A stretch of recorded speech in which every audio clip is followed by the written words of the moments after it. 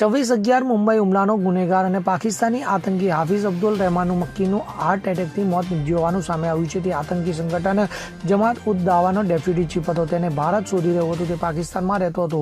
તો મળતી માહિતી મુજબ મક્કી મુંબઈ આતંકી હુમલાના માસ્ટરમાઇન્ડ હાફિઝ સઈદનો સંબંધી અને પ્રતિબંધિત જમાત ઉદ દાવાના ડેપ્યુટી ચીફ હતો. તો જમાત ઉદ દાવા અનુસાર પ્રોફેસર અબ્દુલ રહેમાન મક્કી છેલ્લા કેટલાક દિવસોથી બીમાર હતો અને લાહોરની ખાનગી હોસ્પિટલમાં તેની સારવાર ચાલી રહી હતી. તે અબ્દુલ રહેમાન મક્કીનો જન્મ પાકિસ્તાનના પંજાબ પ્રાંતના બહાવલપુરામાં થયો હતો. તો મક્કી લાંબા સમયથી હાફિઝ સઈદની ખૂબ નજીક હતો. તો તે લશ્કર અને જમાત ઉદ દાવામાં પણ ઘણા મહત્વપૂર્ણ પદો પર રહી ચૂક્યો છે.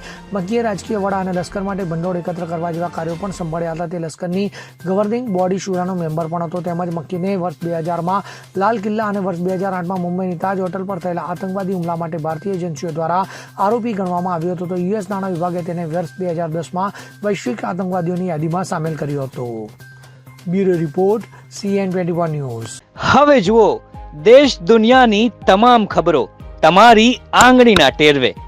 ઉઠાવો મોબાઈલ અને Google Play Store પરથી ડાઉનલોડ કરો અમારી CN24 ન્યૂઝ મોબાઈલ એપ.